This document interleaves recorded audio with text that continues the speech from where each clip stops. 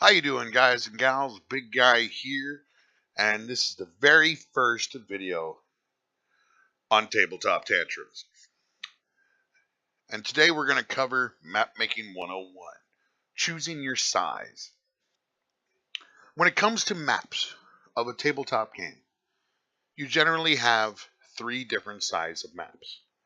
You have the world map, which is generally going to be your biggest, and it's not going to be as precise. That one can be more of a fantastical drawing. Doesn't have to be all grids. Then you have the medium map, or not necessarily even the medium map. You could use a large grid map for a huge dungeon if you really want to do it. But when it comes down to the next thing that you're going to have to do, it generally starts off with a grid. Either be it a big dungeon, a city, what have you. And then you have even smaller, all the way down to a single room. But in most tabletop games, they usually have some kind of grid pattern depicting where your characters can go. And that's where you need to start with. Either by doing it a world map to help you get the continents right, or a single room just to find out where the walls are at. You're going to have some kind of way of showing your characters what the dimensions of this rooms are. Now, generally in tabletop games, there's a couple different grids that they use. They either use a square grid, which is like regular graph paper. They use a hexagonal grid, which is instead of squares, they have hexagons. Or even like a triangle grid, where it's a bunch of triangles, depending on what the miniatures are for that tabletop core rule book. But this is just a personal opinion, but I've noticed that most of them, or a good chunk of them, use a regular grid system, the regular square grid system. And that's what I'm going to show you to be able to get started on. Generally speaking, nowadays, most maps are digital. Either make it on some kind of computer or what have you. Now, some of our older diehards will still do it on graph paper, and that'll be covered in a different video. But today we're going to talk about starting a digital map. Now, there are plenty of different photo manipulation programs out there. Photoshop, Publisher, Illustrator, there's hundreds of them. I'm going to show you one that's absolutely free. This is a program called GIMP. It's totally free. I'll even, if I remember, put a link in the description on where to get it. It's totally free. It's close to Photoshop. I'm sure everyone's heard of Photoshop. It's close. There's about a dozen or so tools that Photoshop has that GIMP doesn't, but for free, it's fantastic that you don't have to pay for it. That's what makes it fantastic. The fact that it's free, which for most D&D players or tabletop players, free is fantastic because a lot of our stuff, yes, it's not just $60 for a video game and then you're done. A lot of our stuff does take a lot of money to create, buy, what have you. So this is GIMP here. This is the screen that you'll have. I'm going to show you, see it just right there. Move my little webcam out of the way for a minute. You're going to generally come up with these three windows right here. Now I separate mine. I don't big full screen the big one. It drives me nuts. But that's just me. You could run the program itself however you like. I'm mainly going to show you how to create maps with this resource. So, first thing you're going to do is bring up the program. It takes a little bit to have everything up. And we're going to go to File, New. Doing great on instructions so far, right? Go to New. Now, when it comes to size here, the bigger you make it, the nicer it looks when you shrink it down. Now, bear in mind, the great advantage of doing this digitally is you could throw it up on a projector, have your players look at it that way. You could print it out and hand it to them. You could print it out, write notes all over it, put doors, put traps, rip off half the page because that half of the dungeon doesn't exist, what have you. You could email it to people. You could have half your players be in Alaska while you're in Florida. And because you can email them the map, it makes life so much easier than trying to figure out how to get your handwritten grid paper map to a person 7 states away. So that's why we're doing it this way. Now, I tend to work in intervals of 64 pixels. Now, a pixel, if you don't know what a pixel is the smallest thing that you can get on an image. If you took a regular photo and zoomed it in as far as humanly possible, you would see little dots of color. That's the smallest increment of color or pigment on a picture. And that's generally what most image manipulation programs work off of. Now, I could change this to inches, millimeters, points, whatever is how you're going to. We're going to stick with pixels. Now, the way I do it in 64 increment chunks. I've played Minecraft for too long. A stack of 64. I could do that math easier because math sucks. Well, all right, math is hard. So, what I do is, let's just be honest here. Let's get a calculator up.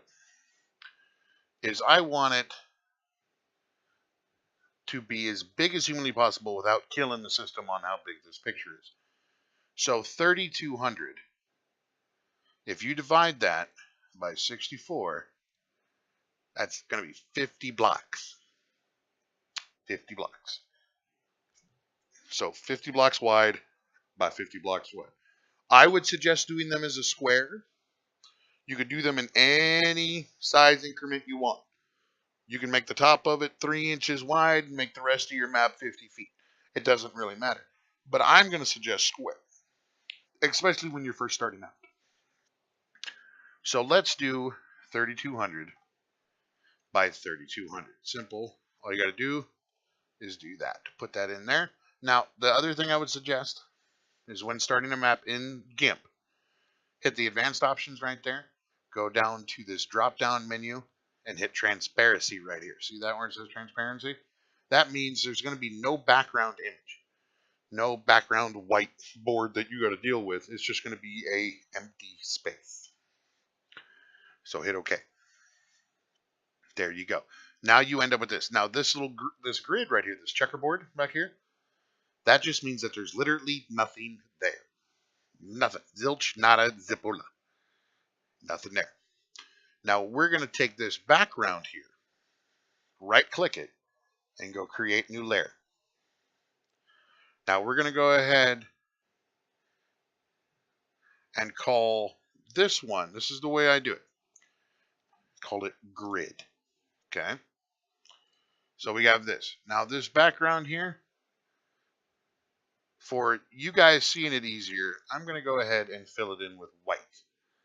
So that means, make sure over here on your little color, see I did 3 or 4 clicks without you. These are your 2 colors that you have. You have a reserve color and a main color. If you click this black and white right here, it'll switch it to black and white no matter what color you have on there. So take your fill tool, which has been a paint bucket since the dawn of computers. Make sure it's on white. Make sure it's on foreground color fill, FG color fill, foreground. And it'll just make it white. Simple as that. And we don't have to do that. Again, I'm doing this so you guys can see it easier. Now, GIMP does have an actual grid option. See, go under view, hit show grid. But yeah, we'll fix that here in a second because we're going to need it. But we're going to do something different first. So I need you to click over here on this grid icon right here. This is your layers. And layers will be your best friend. Make sure you are clicked onto the grid. Run up here to the toolbar up here. Hit filters. And then you're going to go down to render. Pattern. Grid. Did you see that progression? Render. Pattern. Grid. Hit grid like that. And you'll get these little options. Now, horizontal line, vertical line, it just shows you horizontal means sideways, vertical means up and down. Just in case you didn't know. Now, this gives you the option of how far they are apart, and we're going to deal with it in a second. First thing we need to do is come down here and switch it to black. That means the lines here, all of our lines on our grid will be black. Now, we have a choice. we can do our grid lines in increments of 8. 8 being the smallest, 64 being the biggest. Because remember, we did our entire thing in an increment of 64, 3,200. So if you want 50 squares by 50 squares, you want to use 64. If you want 100 squares by 100 squares, you're going to need to do 32. See? A little bit of math, but not too bad. It's always going to be 64, 32 for half of it. Okay, so 64, 48, 32, 24, 16, 8. Just increments of 8. That's it. You get what I'm saying? So, we're going to go for, say, a world map. But right now, we just want to make a master. So come down to spacing here. See where it says spacing? And we're going to go ahead and put 64 in there. Now, with this, see this little chain right here? That means it's connected. So if you click off of it or click into another thing, it'll change this one to 64. They'll always be the same. If you want, keep that in mind. And if you want to not make it the same, you just unclick it and it'll break the chain. Like that. Now this offset is how far off the edge of the paper it is. As long as you don't put your maps directly onto the edge of the paper, you're fine. So I suggest putting that on 0, and it'll switch both of them to 0. And that'll butt the grid right up to the edge of the paper, or of the image. And for a digital, that's not bad. Now that we have that, we decided 64 is going to be the size of our square, because it's 64 by 64. Lines are black, offset is 0, spacing is 64. We're good to go. Go ahead and hit OK.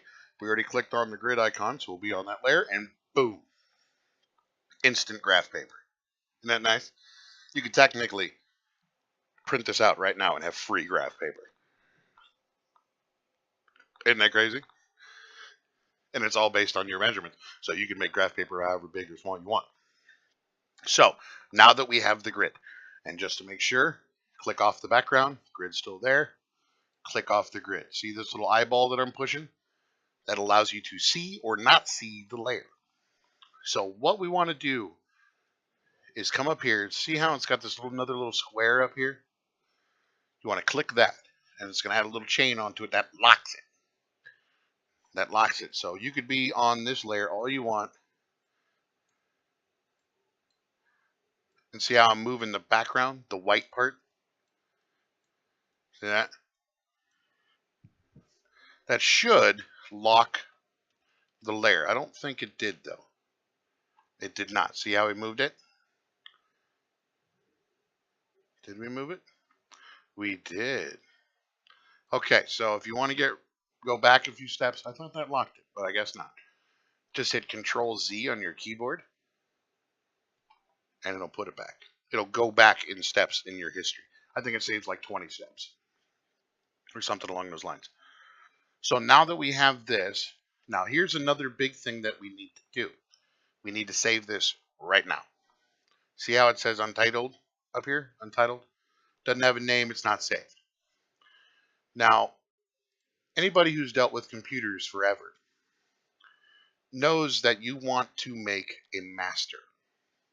Now, basically, what a master is it's where you're at a certain step in a process that you don't want to redo 1,400 times. If you're going to make maps, and if you get to the point in playing tabletop games where you're making maps, you're going to end up making a lot of them, because that's just the way it works, because you're going to get all excited and want to make another one. So, make a master. So, wherever you're going to put it, that's where you know how to put it. We're going to go ahead and create a new folder, and we'll call this tutorial right here. Right? Now we are in the tutorial folder. Come up here. Now that XCF right there, that's just the format that GIMP uses. That's the GIMP format. So don't worry about changing that. Just highlight the untitled, and we'll call this like large grid master or something along those lines. So you know which one it is. You want to be as specific as you can on these, right? That way you know. So that way you don't have stuff 1, stuff 2, stuff 3, and have to look through every single image to try to figure out what it is. It's just saving you time and effort later. So large grid master, it's in the folder we want, just hit save. And now you have a large grid master. So next time you come into GIMP and you're like, I want to make a map. File, open. You come over here to where you want to look. Let's see.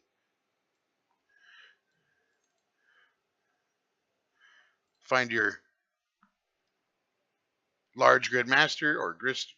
I named my original one grid master large. Let's see. We're in the tutorial folder. There we go. Large grid master. Make sure that's highlighted. Hit open. Boom. There you go. Now, say you want to start drawing a map on this thing. First thing you do is you open it up like this. Go over to File and go to Save As. Different folder, same folder, whatever you want to do, wherever you want to put it. Then you call it something else immediately.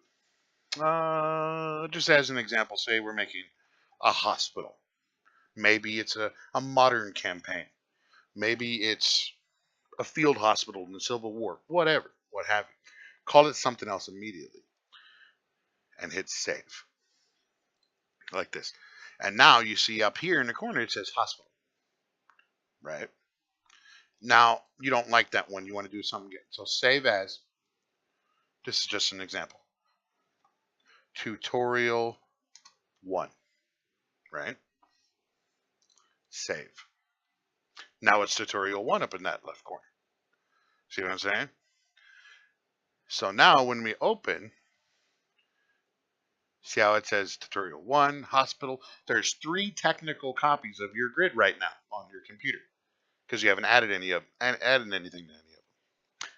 So now you go to the one you want to actually change and leave this one alone. The one that says master, you never put a mark on it. You never do anything with it because that just saves you from having to put in the grid on later. Right? Right. So we're saving you a step. So open up the one you want. We already have that open, so I'm going to hit cancel. And now you could start messing with the map itself. And this would be a more large one.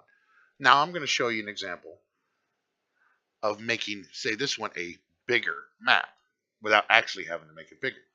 So we do File, New. We already know 3200 is what we want. Advanced. I'm going to go ahead and leave the background color on, again, just for your guys' benefit.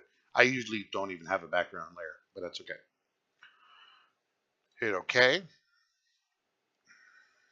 Ooh, it picked black.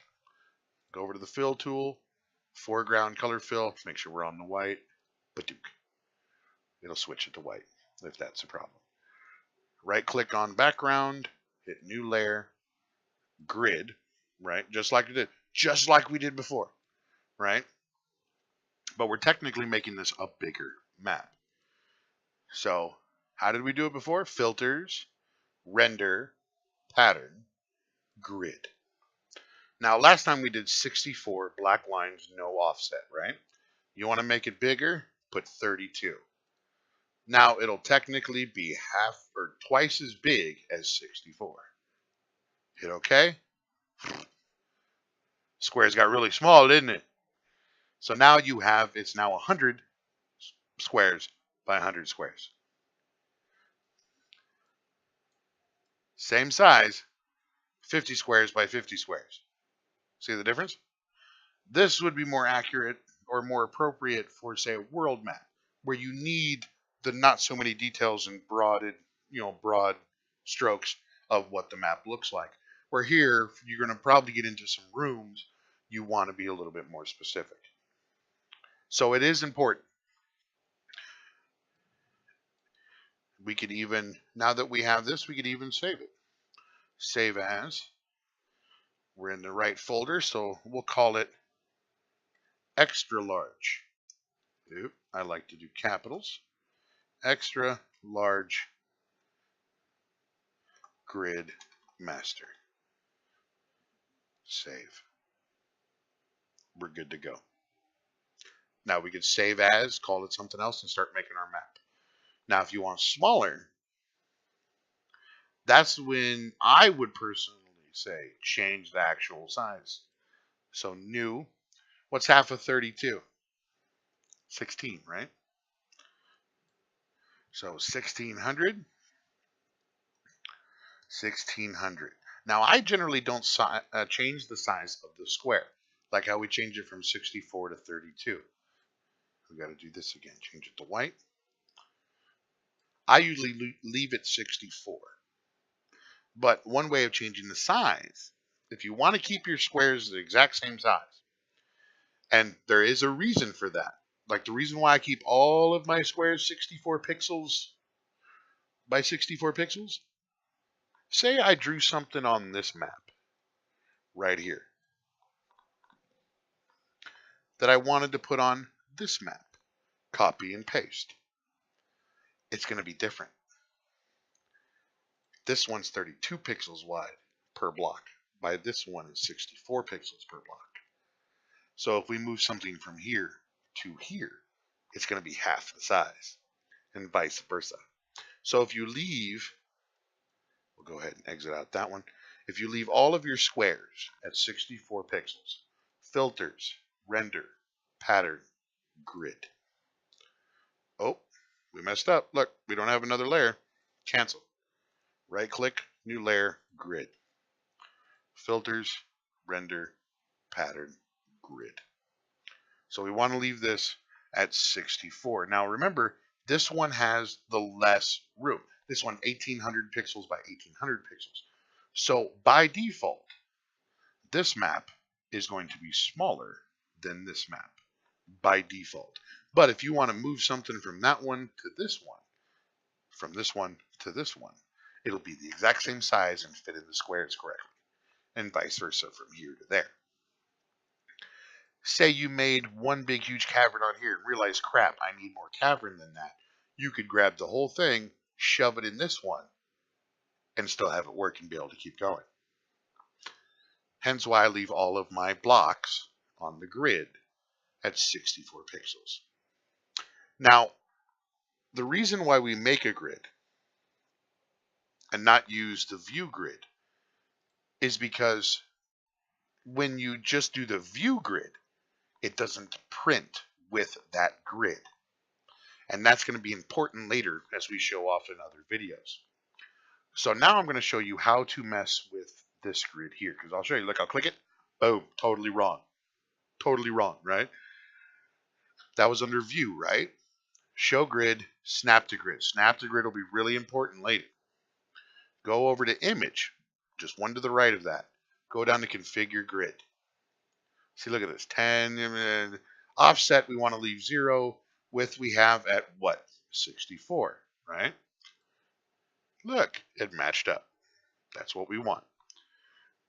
So hit OK, we're done with that. And now that's not a layer or anything. That's not even technically there.